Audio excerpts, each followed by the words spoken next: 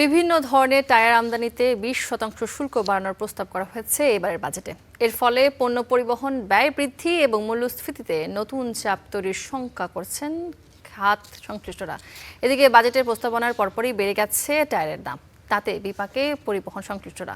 আরও জানাচ্ছেন সৈয়দ তাম্মিম মাহমুদ। ব্যস্ত সড়ক মহাসড়কে চাকা ঘোরার উপরে সচল থাকে দেশের অর্থনীতি। সেই চাকার টায়ারের বাজারে এখন রীতিমতো লঙ্কাকাণ্ড।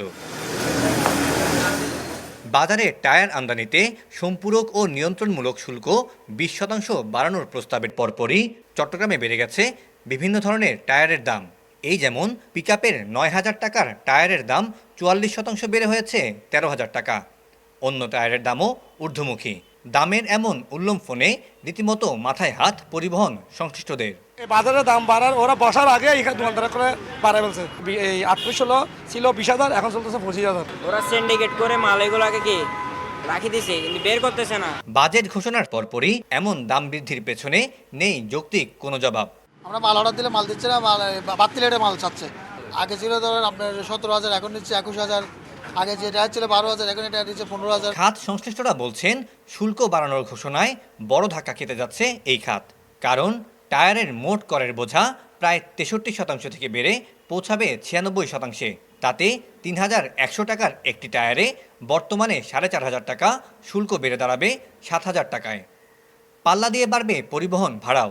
এই পুরো টায়ারটাই ব্যবহার হয়, মানে পুরো বলতে একদম 100% টায়ারটাই কমার্শিয়াল ইউজ হয়। কমার্শিয়াল বলতে সেটা mini bus, mini truck, light truck যাই আছে। তো এই ক্ষেত্রে মনে করেন আমাদের প্রাইস যদি মানে এক একটা টায়ারের 40% করে বাড়ে, তাহলে কখনোই মানে সাধারণ জনগণের মানে ভোগান্তি লাঘব হবে না আর কি। একটা টায়ার তো লোকাল টায়ার কি আপনি 1 মাস চালাতে পারবেন? তাও তো পারবেন না, কারণ টায়ারের দাম বাড়লে আমরা আমাদের গাড়ির ভাড়া বৃদ্ধি করব।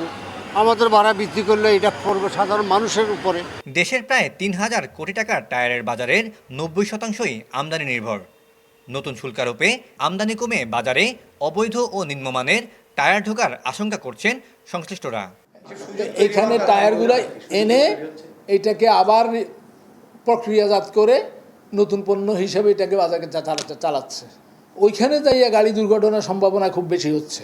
আমদানি নিরুৎসাহিত করে দেশীয় উৎপাদন বাড়াতে এই খাতে শুল্ক বাড়ানো হলেও দেশের সামগ্রিক অর্থনীতিতে এর বিরূপ প্রভাব বিবেচনার তাগিদ সংশ্লিষ্টদের।